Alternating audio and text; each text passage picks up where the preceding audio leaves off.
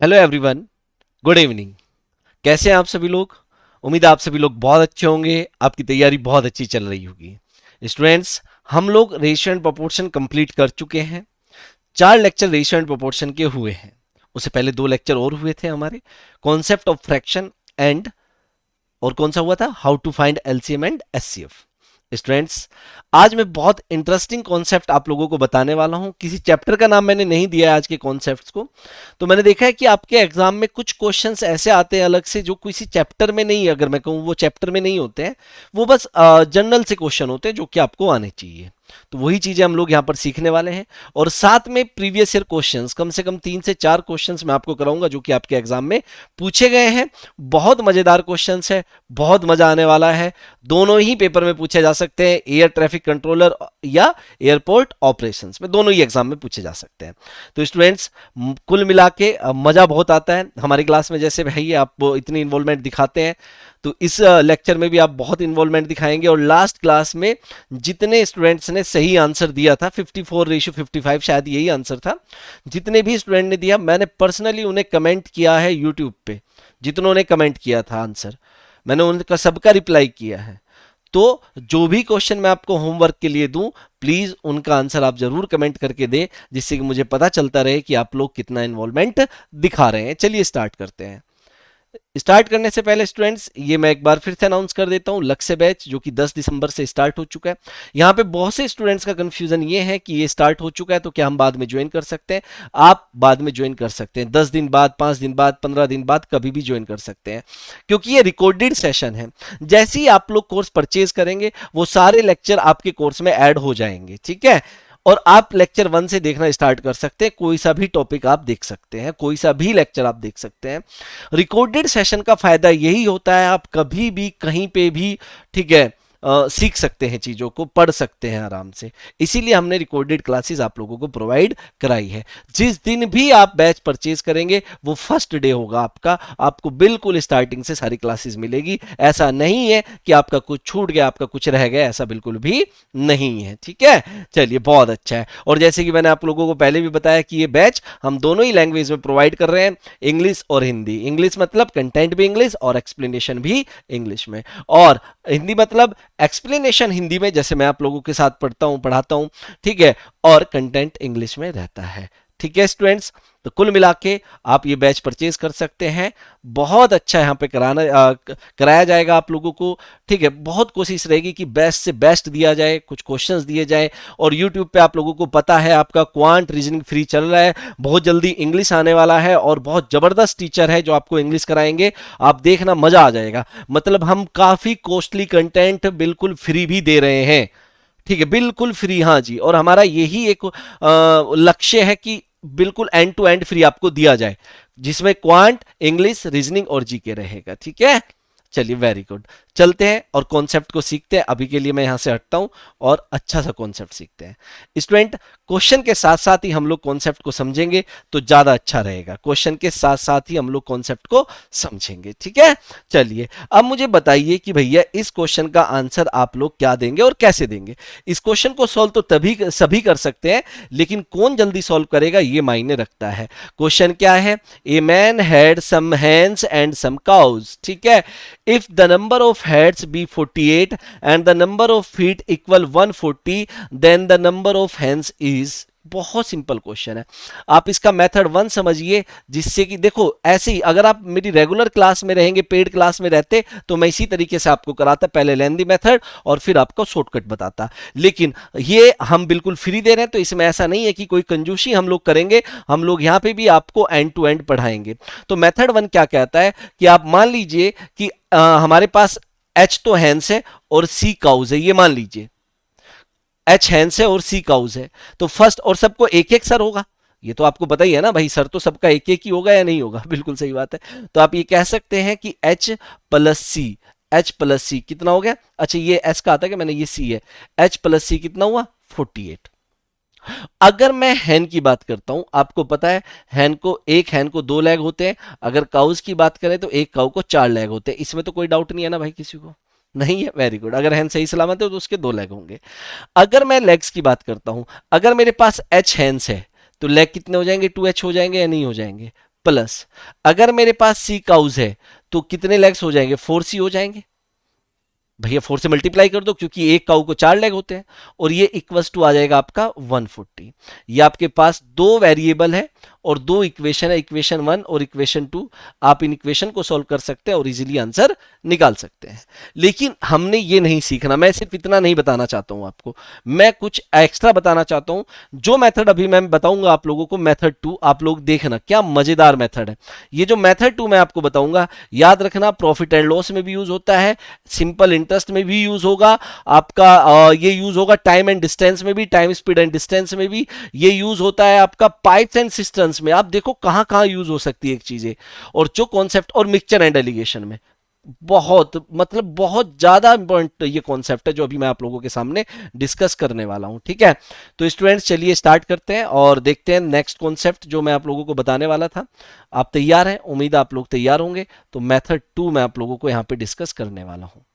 तो स्टूडेंट्स इसने ये कहा है कि अगर ध्यान से सुनना, नंबर ऑफ हेड्स की बात की जाए, मैं एक एक पॉइंट यहां पे लिख रहा हूं क्योंकि ये समझना आपके लिए बहुत इंपॉर्टेंट है। नंबर ऑफ हेड्स कितने हमारे 48, ठीक है, जो कि हैंड्स और काउज के हैं। अगर यहां पे देखिए लेग्स में, नंबर ऑफ लेग्स, अगर नंबर ऑफ लेग्स की बात करेंगे तो कितने 140, और हमने निकालना है कितना हैंड्स और कितने काउज है।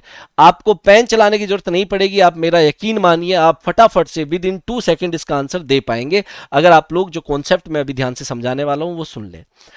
स्टूडेंट्स हमें पता है कि भैया एक हैंड को 2 लेग होते हैं, ये मैं लेग बना रहा हूं, आप लोग प्लीज ये चीज बहुत ध्यान से समझे। एक हैंड को 2 लेग होते हैं, ये मैं एक एक हैंड के लेग बनाता चला गया।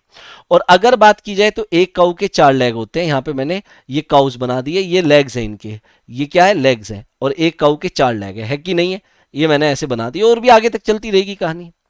अब मुझे कहा गया गिनने के लिए कि बताइए कितनी हैंड्स और कितनी काउज है। मैंने कहा कि भैया यहां पे काउज है ही नहीं, यहां पे सारी की सारी हैंड्स है। अच्छा, सारी की सारी हैंड्स कैसे मानी जा सकती है? अगर सारी की सारी हैंड्स है तो हर एक को 2 ही लेग होंगे या नहीं होंगे? अगर सारी की सारी हैंड्स होती तो हर एक को 2 लेग होते।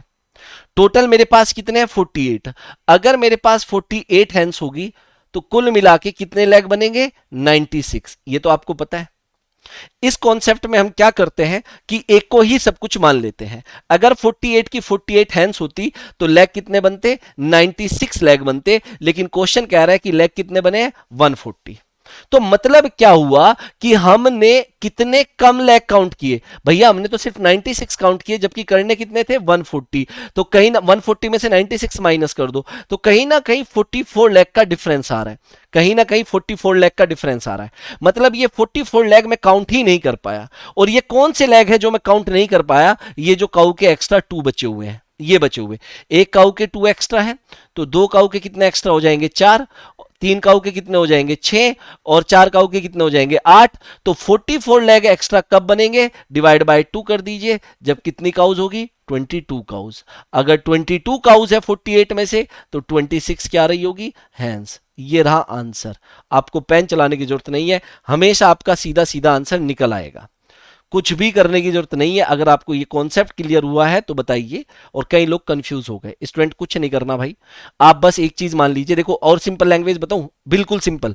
आपको ये पता है कि अगर हैंड्स की बात करें तो एक को 2 लेग होते हैं, अगर काउस की बात करें तो एक को 4 होते हैं। मान लिया आपने सारी की सारी आपकी हैंड्स थी, अगर आपने सारी की सारी हैंड्स माना तो आपका टोटल 96 लेग बने। डिफरेंस कितने का आया 44 का डिफरेंस आया। इसे डिवाइड कर दो, जो ये लेग का डिफरेंस है इससे, इनमें कितने का डिफरेंस है 2 का, तो आंसर क्या आ गया 22। अगर आप लोग हैंड्स लेके चले हैं, अगर आप हैंड्स लेके चलेंगे तो आंसर काउज का आएगा। देखो यहां पे काउज आया, और अगर आप काउज लेके चलेंगे तो हैंड्स आएगा, उल्टा आएगा हमेशा। कैसे? सुनो, देखो एक क्वेश्चन करते हैं नेक्स्ट, और इस क्वेश्चन का आंसर मुझे 10 सेकंड के अंदर अंदर बताना जरा क्या होगा। A man had some hands and cows, if the number of heads be 60 and the number of feet equal 160, then number of cows. Student इससे आसान क्वेश्चन अब आपके लिए कभी हो नहीं सकता, और इसके लिए आपको कभी इक्वेशन बनाने की जरूरत पड़ेगी नहीं, ये मेरा वादा है आपसे। और नंबर ऑफ लेग्स आपको कितना दिया गया है 160 दिया है। क्या आपको यहाँ पे इक्वेशन बनानी है? अरे नहीं बनानी। आप मान लीजिए सारी की सारी हैंड्स है, अगर सारी की सारी हैंड्स होती तो 120 लेग बन पाते, सिर्फ 120, लेकिन क्वेश्चन कह रहा है कि कितने लेग बने, 160। तो क्वेश्चन के अकॉर्डिंग अभी कितना एक्स्ट्रा और करना है, 40 एक्स्ट्रा करना है। और हैंड्स और काउस के लेग में कितने का डिफरेंस है, 2 का, तो डिवाइड बाय 2 कर दीजिए, तो क्या आ गया 20। 20 क्या आया, 20 आया काउस, क्योंकि मैं हैंड्स लेके चला तो काउस आएगा। अगर 60 में से 20 काउस है तो 40 क्या रही होगी, हैंड्स। अब एक बताइए कि क्या इससे ज्यादा सिंपल मेथड हो सकता है, कितना सिंपल मेथड है, अरे बहुत सिंपल है। ठीक है, डिवाइड ही तो करना है डिफरेंस से, और यही कॉन्सेप्ट बहुत जगह यूज होता है। आप एक बात सुनो, अगर आप सारी की सारी काउज मान के चलते, सुनो, आपके पास 60 हेड्स है और एक को अगर आप 4 लेग एज्यूम करेंगे तो लेग कितने बनेंगे, 240, लेकिन बन कितना रहा है, 160। कितने का डिफरेंस आया, 80 का, डिवाइड बाय 2 कर दो, आंसर क्या आया, 40। लेकिन 40 क्या है आपकी बार, हैंस। अगर हम ऐसे करें 40 क्या है, हैंस, क्योंकि हम लोग क्या लेके चले थे, काउज, और काउज लेके चले तो हैंस आएगा, और हैंस लेके चले तो काउज आएगा। अब यही क्वेश्चन आपका नंबर ऑफ नोट्स के ऊपर भी आता है, यही क्वेश्चन आपका नंबर ऑफ नोट्स के ऊपर भी आता है। तो मैं आपको यहां पे एक क्वेश्चन देना चाहता हूं, आप लोग ध्यान से देखें, और फिर मैं प्रीवियस ईयर का क्वेश्चन कराऊंगा, आप लोग देखना, प्रीवियस ईयर में आपसे इस तरह के क्वेश्चन जरूर पूछे गए हैं। एक आदमी है जिसके पास कुछ 10 रुपीज के नोट्स हैं, आप लोग ध्यान से देखेंगे भाई प्लीज, कुछ 10 रुपीज के नोट्स हैं, और इस आदमी के पास कुछ 20 रुपीज के नोट्स हैं। कुछ किसके नोट्स है, 20 रुपीज के नोट्स हैं। जो टोटल नोट्स है, अगर मैं बात करूं, ध्यान से देखो, जो टोटल नोट्स है, अगर टोटल नंबर ऑफ नोट्स की मैं बात करूं, टोटल नोट्स कितने हैं, 50, टोटल 50 नोट है, इसमें से कुछ 10 रुपए के नोट है, कुछ 20 रुपए के नोट है। अब और जो वैल्यू बन रही है, जब ये सबको काउंट करता है तो जो वैल्यू है वो बनती है 800 रुपीज। कितनी बनती है, 800 रुपीज। तो बताइए कितने 10 रुपए के नोट्स हैं और कितने 20 रुपए के नोट्स हैं। अब बताइए कौन बताएगा इसे, बताओ भाई, ये तो बहुत सिंपल हो गया, क्वेश्चन समझ में आया। एक आदमी है, आप ही है, आपकी पॉकेट में कुछ 10 रुपए के नोट्स है, कुछ 20 रुपए के नोट्स हैं, और जो टोटल नोट्स है वो 50 है, और जब आप सबको गिनते हो तो 800 रुपया बनता है। तो बताइए कितना 10 रुपीज का नोट्स है और कितना 20 का नोट्स है, ये बता दीजिए मुझे। वेरी गुड, अरे यही तो करना था। आप मान लीजिए सबके सब 10 रुपए के नोट्स है, मैं मान लेता हूं सारे के सारे 10 रुपए के नोट है। अगर 50 नोट हैं, 50 नोट्स 10 रुपए के हैं, तो 500 रुपीज बनता है, इससे ऊपर नहीं बन सकता था, बिल्कुल भी नहीं। लेकिन क्वेश्चन कह रहा है कि कितना बन रहा है, 800। तो क्वेश्चन के अकॉर्डिंग एक्स्ट्रा अभी भी कितना बन रहा है, 300 रुपीज एक्स्ट्रा बन रहा है। कितना बन रहा है, 300 रुपीज एक्स्ट्रा। ये एक्स्ट्रा क्यों बन रहा है, क्योंकि इनका डिफरेंस 10 रुपए है, तो हमेशा डिफरेंस से डिवाइड कर दो। तो 300 डिवाइड बाय 10, डिफरेंस 10 है, तो कितना आ गया, 30। ये 30 नोट्स किसके आएंगे, ये 30 नोट्स आएंगे किसके, 20 रुपीज के। वेरी गुड, क्योंकि हम 10 लेके चले। अगर 50 में से 30 नोट यहां पे है तो 20 नोट किसके रहे होंगे, 10 के। भाई इसमें कोई कंफ्यूजन तो नहीं है ना, अरे आप क्रॉस चेक करना जरा। अगर 30 नोट 20 के होंगे तो 600 रुपए बनेगा, नहीं बनेगा। अगर 20 नोट 10 का होगा तो 200 बनेगा या नहीं बनेगा। टोटल 800 बन रहा है कि नहीं बन रहा है, यही तो कहा था इसने। देखते हैं कितने लोग इस बात को समझ पाए, और मेरे अनुमानों पे पानी नहीं फेरना भाई आप लोग। ये रहा क्वेश्चन, ये देखिए ओरिजिनल है, हिंदी इंग्लिश में है, इसका मतलब ओरिजिनल क्वेश्चन है, ये आपके पेपर का आया हुआ। ये इतनी कहानियां मैं ऐसे नहीं सुना रहा था खामखा, आपके पेपर में पूछा गया है। ठीक है, लाइक करिए, शेयर करिए, सब्सक्राइब करिए, और तब इस क्वेश्चन को सॉल्व करिए। और मैं चाहता हूं ये क्वेश्चन आप मुश्किल से 10 सेकंड के अंदर सॉल्व करें। अगर आप कर सकते हैं तो इसका मतलब जो मैंने बताया वो सही है, वरना आप कहीं ना कहीं कंफ्यूज हो रहे हैं। करण हैड 85 करेंसी नोट्स, 85 नोट्स है भैया करण के पास, किरण है सॉरी। ठीक है, ये रहे इतने notes, which were of 10 sorry 100 and remaining of 50। तो कुछ 100 के नोट्स है, कुछ 100 रुपीज के नोट्स है, और कुछ नोट्स है 50 रुपीज के। बात समझ में, यही तो कह रहा है ना। आगे क्या कहा इसने, ध्यान से देखो, the total amount of all these currency notes was 5000। जो टोटल वैल्यू बन रही है वो कितनी बन रही है, 5000 बन रही है। हमसे क्या जानना चाहता है, how much amount did she have in denomination of ₹50।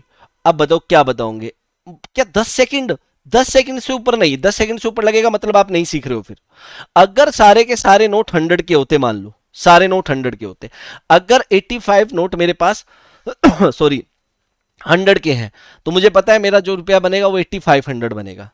लेकिन क्वेश्चन कह रहा है 5000, तो कितने का डिफरेंस आ रहा है बताओ, 3500 रुपीज का डिफरेंस आ रहा है या नहीं आ रहा है। और इन दोनों में कितने का डिफरेंस है 50 का, तो डिवाइड बाय 50 कर दो। सॉल्व करेंगे तो क्या आएगा 70। तो 70 नोट आएंगे, किसके आएंगे, आप 100 लेके चले हो तो ये 50 आएगा। बात समझ में, जो लेके चलते हैं उससे दूसरा आते हैं। तो 50 रुपीज के, एक बात सुनो, 70 नोट्स हैं किसके 50 रुपीज के, तो इसका मतलब 50 रुपीज से वैल्यू कितनी बन रही है 3500। ये रहा आंसर, यही तो आंसर था, यही तो पूछा था। अगर आपके पास 50 रुपए के 70 नोट मैंने आपकी पॉकेट में डाल दिए मान लीजिए, तो कितना रुपया बनेगा बताइए, वेरी गुड 3500। अगर ये पूछता कि 100 के हेल्प से कितना बन रहा है, आप सोचो कि अगर 70 नोट यहां पे है कितने में से 80 में से, तो 15 नोट किसके रहे होंगे 100 के, तो इंटू 100 कर दो, यहां पे कितना बनता है 1500। तब भी आपका देखो 5000 बनना है नहीं, ये 3500 ये 1500। मुझे उम्मीद है क्लियर हुआ होगा, और जो मैंने इतनी एनर्जी लगाई है वो आप लोगों तक पहुंची होगी। भाई इसमें कोई डाउट नहीं है ना, डाउट नहीं रहना चाहिए, मैं बार बार कह रहा हूं। और अगर ये रिकॉर्डेड है इसका मतलब ऐसा नहीं है कि आप इसे थोड़ा सा मतलब इज्जत ना बख्शे, भैया ज्यादा से ज्यादा लाइक कर दिया करो और कमेंट भी किया करो। इतना बढ़िया कॉन्सेप्ट बताया, आपके पेपर में आया, मैं दिखा रहा हूं भाई कि जो क्वेश्चन मैं करा रहा हूं वो आपके पेपर में आए हुए हैं, ये आपकी स्क्रीन पे है फिलहाल, ओरिजिनल क्वेश्चन है। क्लियर है ना। अब स्टूडेंट्स अगर मैं यही क्वेश्चन, अगर मान लीजिए मैं यही same question time and distance में लगाना चाहूं, तो ये रहा, ये मैं बताऊंगा और अगले क्वेश्चन का आंसर आपने देना। देखो टाइम एंड डिस्टेंस है, लेकिन जो कॉन्सेप्ट मैंने कहा था कि ये सिंपल इंटरेस्ट में भी यूज होगा, ये प्रॉफिट एंड लॉस में भी यूज होगा, लेकिन वो तब बताऊंगा जब ये टॉपिक मैं आप लोगों को पढ़ाऊंगा। तो अगर जो फ्री में मिल रहा है तो ऐसा नहीं है कि आप इसकी कदर ना करें, हमने डिसाइड किया था फ्री में देंगे, वरना हम चार्ज भी कर सकते थे। तो प्लीज आप लोग पढ़े मेहनत से। A farmer travelled A distance of 61 kilometre in 9 hours. भैया 61, ये मैं आपको टाइम एंड डिस्टेंस में ही पढ़ाऊंगा, लेकिन यहां पे जरूरी हो गया था इसलिए बता रहा हूं। 61 किलोमीटर गया कितनी देर में 9 आवर्स में। He travelled partly on foot at 4 kilometre per hour. जब ये पैदल जा रहा है तब इसकी जो स्पीड है वो 4 किलोमीटर पर आवर है। And partly on bicycle at 9 kilometre per hour. जब ये साइकिल से जा रहा है कुछ दूरी, तो ये 9 किलोमीटर पर आवर की स्पीड से जा रहा है। The distance travelled on foot, इसने कितना डिस्टेंस कवर किया है बाय फीट। बात समझ में आती है। आपको ये पता होना चाहिए कि distance equals to speed into time होता है, बचपन से पढ़ते हुए आए हो। आपको यह भी पता होगा speed equals to distance upon time हो जाएगा, या time equals to distance upon speed हो जाएगा। तो अगर मैं यहां पे देखूं distance equals to speed into time होता है, तो बाय फीट हमें स्पीड भी पता है, बाय साइकिल भी स्पीड पता है। अगर हमें यह पता चल जाए कि इस 9 घंटे में से कितनी देर वो बाय फीट चला है और कितनी देर वो बाय साइकिल चला है, तो हमारा आंसर आ जाएगा, है कि नहीं बताओ। तो मेनली मुझे ये टाइम निकालना है कि कितना टाइम वो पैदल चला है और कितना टाइम वो साइकिल से चला है। फिर से मान लीजिए अगर सारा का सारा डिस्टेंस वो 9 घंटे तक, अगर सारा का सारा टाइम 9 घंटे तक 4 किलोमीटर पर आवर की स्पीड से जाता, तो 4 इंटू 9 इतना ही जा पाता। कितना जा पाता 36 किलोमीटर जा पाता। लेकिन क्वेश्चन कह रहा है कि वो गया कितना है 61 किलोमीटर। तो कितना एक्स्ट्रा चला गया ये देखिए, कितना एक्स्ट्रा। तो 61 में से 36 माइनस कर देंगे तो 25 किलोमीटर ये एक्स्ट्रा चला गया। ये इतना एक्स्ट्रा क्यों चला गया, क्योंकि इन दोनों का डिफरेंस जो है वो 5 है। बस आपने 25 को 5 से डिवाइड करना है, मतलब 5 घंटे। 5 घंटे वो कैसे चला होगा, अगर हम बाय फीट लेके चले हैं तो टाइम बाय साइकिल का आएगा। तो 5 घंटे वो बाय साइकिल चला है। अगर 9 में से 5 घंटे यहां पे चला है तो 4 घंटे यहां पे चला होगा। और 4 इंटू 4 कितना हुआ 16, और 9 इंटू 5 कितना हुआ 45। ये रहा आंसर। 16 किलोमीटर वो पैदल और 45 किलोमीटर वो बाईसाइकिल। क्या पूछा है on feet, on feet answer आ गया 16। क्लियर होती है बात, क्लियर हुआ या नहीं हुआ। दूसरा स्टूडेंट्स, हमें पता है कि भैया distance equals to speed into time होता है। By feet speed 4 kilometre per hour है। अगर टाइम निकल जाएगा तो हमारा आंसर आ जाता है नहीं आ जाता। जो मतलब जो भी आंसर होगा वो 4 का मल्टीपल होना चाहिए, जहां तक मुझे लगता है। ना ये है ना ये है ना ये है, 4 का मल्टीपल एक ही था। आप ये भी आंसर दे सकते थे सीधा। मैं चाहता हूं कि इस तरह के क्वेश्चंस को आप बिना पेन चलाए सॉल्व कर दें, तो मुझे भी थोड़ी शांति मिल जाए, और मुझे उम्मीद है कि आप लोग कर देंगे। वेरी गुड, बहुत बढ़िया। बताइए क्या होगा। बाय फीट पूछा उसने, अब by feet speed 8 kilometre per hour है और यहां पे 8 के मल्टीपल सारे ही 8 के मल्टीपल है, ये हो गया पंगा। मतलब 124 किलोमीटर गया, क्वेश्चन ध्यान से पढ़िए, और ये गया 12 आवर्स में। बहुत बढ़िया क्वेश्चन है और आई वांट कि ये होमवर्क दिया जाए। ये होमवर्क है और आपने इसका सॉल्यूशन बताना है भाई। प्लीज कमेंट में जरूर बताएंगे, मैं प्लीज कह रहा हूं, तो इसकी थोड़ी सी आपने लाज रखनी है और कमेंट बॉक्स को भर देना है आंसर से, और यही तरीका जो मैंने आपको बताया है। चलिए अब स्टूडेंट्स कुछ और क्वेश्चन है, ये क्वेश्चन है, ये रेशियो एंड प्रोपोर्शन में कॉन्सेप्ट में आप लोगों को बता चुका हूं, जो कि मैंने 4th लेक्चर में आप लोगों के साथ डिस्कस किया था। ठीक है, अब देखते हैं कितने लोग इसका आंसर बता पाएंगे। 6 years ago the ratio of the age of Kunal and Sagar was 6:5। अगर मैं कुणाल और सागर के रेशियो देखता हूं तो रेशियो 6:5 है, लेकिन ये कब है भैया, ये 6 साल पहले, 6 years ago, तो मतलब माइनस मैंने कर दिया। आगे क्या कह रहा है, the ratio of their age will be 11:10। अगर बात की जाए ये कब होगी, 4 years हैंस, आज से 4 साल बाद इनकी एज का रेशियो 11:10 होगा, लेकिन ये कब होगा, 4 साल के बाद होगा। तो जानना चाहता है what is Sagar's age at present, Sagar की एज अभी एट प्रेजेंट क्या है। अब स्टूडेंट सबसे पहले देखो, क्या यहां पे जो क्रॉस प्रोडक्ट मेथड मैंने बताया था वो यूज होगा। आप देखिए कोई बंदा यहां पे है, मान लो 6 साल पहले वो इधर चला गया होगा, यहां पे रहा होगा, और 4 साल बाद प्रेजेंट से वो यहां पे चला जाएगा। अगर मैं इन दोनों का डिफरेंस देखूं कि यहां से यहां तक जाना है तो कितना रहेगा, 10 साल का रहेगा। आप खुद सोचिए, अगर आज आप 20 साल के हैं तो 6 साल पहले आप 14 साल के रहे होंगे और 4 साल बाद आप 24 साल के हो जाएंगे, तो 14 से 24 तक जाने के लिए 10 साल आपको बढ़ना पड़ेगा। मतलब अगर यहां पे ये 10 साल बढ़ रहे हैं तो रेशियो में भी सेम बढ़ना चाहिए। कितने का इंक्रीमेंट आया, 5 का, और यहां पे भी कितने का इंक्रीमेंट आया, 5 का। तो जो 5 है वो वैल्यू में कितना है, 10। तो जो 1 होगा इन टर्म्स ऑफ रेशियो वो कितना हो जाएगा, 2। मतलब 1 की वैल्यू 2 है तो 6 की वैल्यू 12 हो जाएगी और 5 की वैल्यू 10 हो जाएगी। लेकिन स्टूडेंट्स मैंने बताया था कि जिस टाइम की एज है का रेशियो है उसकी हेल्प से उसी टाइम की एज आएगी। अब यहां पे क्या हुआ कि ये 10 साल एज आई है किसकी, सागर की, लेकिन कब आई है, 6 साल पहले। मतलब ये 10 साल का यहां पे है, तो प्रेजेंट में पूछा गया है तो कितने साल का होगा, 16 इयर्स का होगा। This is the answer. बताइए क्या मैंने आपको जो पढ़ाया था वो आपके एग्जाम में यूज हो रहा है या नहीं हो रहा है। ये ओरिजिनल क्वेश्चन है आपके एग्जाम के, अभी पिछली क्लास में पढ़ाया, कल ही पढ़ाया है, तो मैं बहुत ध्यान से पढ़ा रहा हूं भाई, एक एक चीज। मैंने पहले ही बताया कि मुझे 10 साल से ऊपर हो चुका है पढ़ाते पढ़ाते। मैं चाहता तो आपको यहां पे कैट लेवल पे भी लेके जा सकता हूं, आपको एसबीआई पीओ का भी करा सकता हूं, क्योंकि मैं वही पढ़ा रहा हूं। लेकिन आपके जो प्रीवियस ईयर पेपर है वो बहुत ध्यान से मैंने एनालाइज किए हैं और उसी के अकॉर्डिंग मैं चल रहा हूं। 1-2 लेवल ऊपर जरूर लेके जाऊंगा, लेकिन कम नहीं रखूंगा, ये मेरा वादा है आपसे। अब स्टूडेंट्स एक और क्वेश्चन है, हाँ ये 2 क्वेश्चन है, ये बहुत अच्छा क्वेश्चन है, आप लोग पढ़ लीजिए, ये अलग टाइप का है। तो थोड़ा सा मैंने कहा था कि ये वो कॉन्सेप्ट है जो आपको आने चाहिए। यदि एक पंक्ति में प्राकृतिक संख्याएं 1 से शुरू करके लगातार लिखी जाए तो 200वें स्थान पे कौन सा अंक होगा। If successive natural numbers are written in a row starting from 1, which digit appears in the 200 place.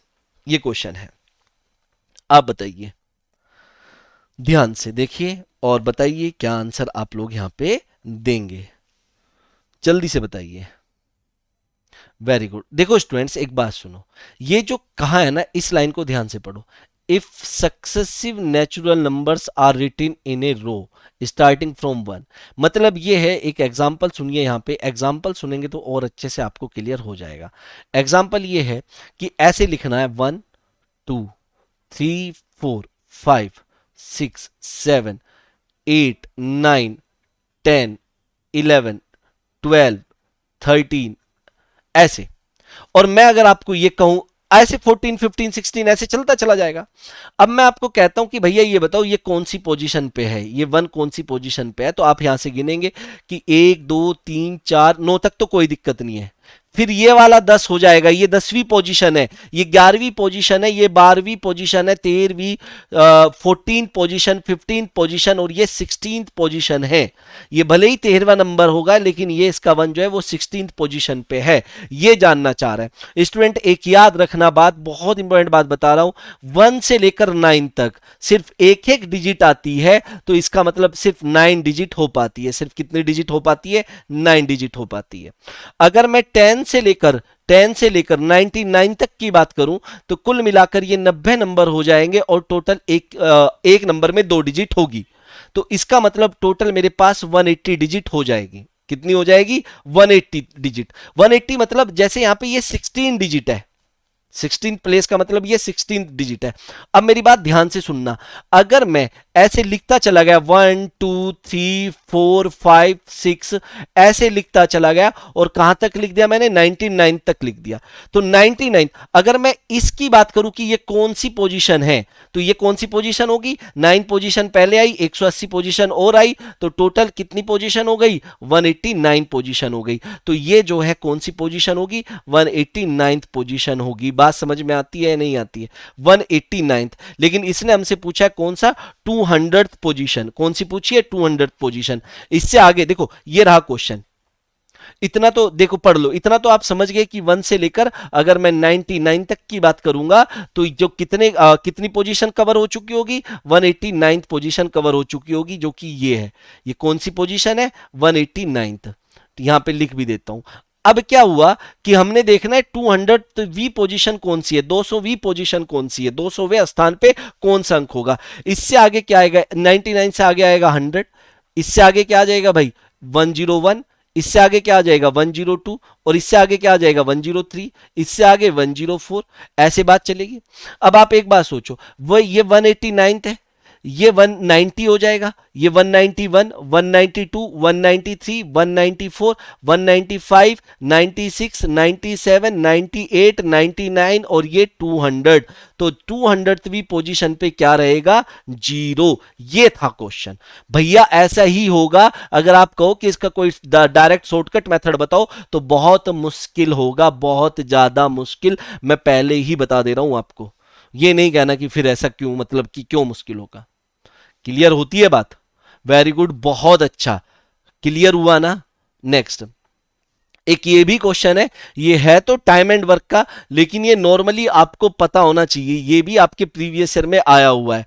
तो मैं नहीं चाहता कि यहां पे आप कुछ भी कंफ्यूजन हो, कुछ भी कंफ्यूज करें। ये और ये मैं बताऊंगा टाइम एंड वर्क में बहुत डिटेल में। कह रहा है 10 cats caught 10 rats in 10 second, how many cats will catch 100 rats in 100 second. बहुत से लोग आंख बंद करके कि भैया 10 कैट है, 10 रैट है, 10 सेकेंड है, तो 100 रैट 100 सेकेंड, तो 100 रैट रहेंगे और फर्स्ट ऑप्शन लगा के चले आते हैं, जबकि ये गलत है। जबकि ये क्या है? गलत है। बात समझ में आई? अगर यहां पे 10 10 10 है और यहां पे 100 है तो कुछ भी हो जाए, आंसर तो यही रहने वाला है जो पहले था, 10 ही रहेगा। कैसे? आप खुद सोचो। देखो पता क्या होता है कि हम लोग टाइम एंड वर्क में यूज करेंगे M1D1 upon W1 equals to, ये कहां से आए ये सब मैं बताऊंगा, M2D2 अपॉन W2, ये सब बात करेंगे अपन लोग, सब बात करने वाले हैं। तो M1 मतलब क्या हुआ? D1 डेज हुआ। 10 कैट है, 10 सेकंड में 10 चूहों को मारती है। इसका मतलब जो क्या कह रहा है? हाउ मेनी कैट्स एक्स लिख दिया मैंने, कितने में? 100 सेकंड में 100 चूहों को मार देगी। ये तो लिखा हुआ है कितनी, ये कट हो गया, ये भी कट हो गया, तो एक्स की वैल्यू कितनी आ गई? 10। तो यहां पे आप डायरेक्ट कोई भी, मतलब मैं अगर आपकी जगह होता तो मैं इसे कुछ भी सॉल्व ना करता, डायरेक्ट मैंने जैसे ही क्वेश्चन देखा ये डायरेक्ट मैंने 10 लगा दिया आंसर, बस हो गई कहानी खत्म मेरी। तो स्टूडेंट्स ये मैं ऐसे ही बता रहा हूं आपको कि भैया ये जरूरी चीजें हैं, ठीक है, आप इन्हें जरूर करें। ये एक मस्ट डू कॉन्सेप्ट थे जो कि आपको आने ही आने चाहिए, इसीलिए मैंने आप लोगों के साथ ये सारे कॉन्सेप्ट डिस्कस किए हैं और मुझे उम्मीद भी है कि आप लोगों को भी ये सारे कॉन्सेप्ट करने में बहुत मजा आया होगा। आया या नहीं आया बताओ? लाइक करने में आप लोग बहुत ज्यादा कंजूसी करते हैं, तो ये कंजूसी तो नहीं होनी चाहिए मेरे हिसाब से, तो ऐसा मुझे लगता है। और मुझे उम्मीद है कि सेशन पसंद आया होगा। मैंने पहले ही कहा है, देखो मैं आपको एक बात यहां पे बता देता हूं कि मैं बहुत ज्यादा R&D कर रहा हूं आप लोगों के लिए। आपका प्रीवियस ईयर पेपर मैं कई कई बार देखता हूं कि कौन सा क्वेश्चन छूट ना जाए, बस कोई कॉन्सेप्ट ना छूट जाए। और अगर आपके पेपर में 5 कॉन्सेप्ट से पेपर सॉल्व हो रहा है तो मैं आपको 7-7 8-8 तक करा रहा हूं, मतलब कुछ एक्स्ट्रा भी करा रहा हूं कि जिससे पेपर में कोई कंफ्यूजन ना रहे जब आप जाए। कैलकुलेशन के बहुत क्वेश्चन आपसे पूछे जाते हैं, बहुत क्वेश्चन पूछे जाते हैं, तो मेरी आपसे यही एक रिक्वेस्ट है कि आप थोड़ा बहुत टेबल स्ट्रॉन्ग कर ले अपना, और आपका जो मल्टीप्लीकेशन है वो थोड़ा अच्छा होना चाहिए, स्क्वायर थोड़े बहुत 20 तक, स्क्वायर और क्यूब बाकी मैं याद कराऊंगा, उसकी टेंशन ना लो, ये 20 तक याद कर लो और टेबल भी 20 तक बहुत है आपके लिए। बस आपका प्लस माइनस स्ट्रॉन्ग होना चाहिए, क्योंकि आपको मैं देख रहा हूं कई बार कि कैलकुलेशन के भी ठीक ठाक क्वेश्चन आपसे पूछ रहा है, ठीक ठाक 10 में से मतलब 3 4 क्वेश्चन आपसे कैलकुलेशन के आए हुए हैं, ठीक है। दूसरा सीरीज बहुत ज्यादा पूछ रहा है, सीरीज भी एक बार बहुत ज्यादा पूछा उसने, नंबर सीरीज ये भी हम लोग करेंगे, यहाँ पे भी आपको स्क्वायर क्यूब कैलकुलेशन बहुत काम आएगी, मैं भी कराऊंगा आपको बहुत कुछ, ऐसा थोड़ा ही कि मैं नहीं कराऊंगा, सब कुछ स्क्वायर क्यूब मैं रटवाऊंगा आपको, स्क्वायर रूट क्यूब रूट ये सब रटवाऊंगा, रटवाने की जरूरत नहीं है, टेक्निक बताऊंगा कैसे फाइंड आउट करते हैं, आप फटाफट 2 सेकंड के अंदर निकाल सकते हैं। लेकिन उसके लिए जुड़े रहिए और लाइक करिए, है ना, लाइक के बिना बात नहीं बनेगी, प्लीज। तो मेरा प्यार भरा नमस्कार है आप सभी को, please like share and subscribe जरूर करें, क्योंकि लेक्चर्स में मुझे तो पता है कि मजा आ रहा है, मुझे पढ़ाने में मजा आ रहा है, तो आपको पढ़ने में तो आ ही रहा होगा, पक्की बात है। और फ्री है बिल्कुल, इसीलिए देखो पता क्या होता है कि बहुत कम लोग हैं जो चीज़ फ्री में मिलती है उसकी इज्जत करते हैं। अगर यही पेड होता और इसी में आपको मतलब हम लोग आपसे 1000 या 1200 चार्ज करते, तो आप लोग ये सारे ध्यान से सुनते, सब अपने कोर्स में खोल खोल के देखते, अभी तक ये नहीं मिला, अभी तक वो नहीं मिला, सब। लेकिन ये फ्री दे रहे हैं तो इसीलिए कुछ मतलब है जो कम थोड़ा सा ध्यान दे रहे हैं, तो प्लीज़ मेरी रिक्वेस्ट है आप इस पे ध्यान दें, और अपने आप को मतलब आपको कामयाब होना है, हम उसमें हेल्प कर रहे हैं बस। तो नमस्कार, मिलते हैं नेक्स्ट क्लास में, thank you so much everyone.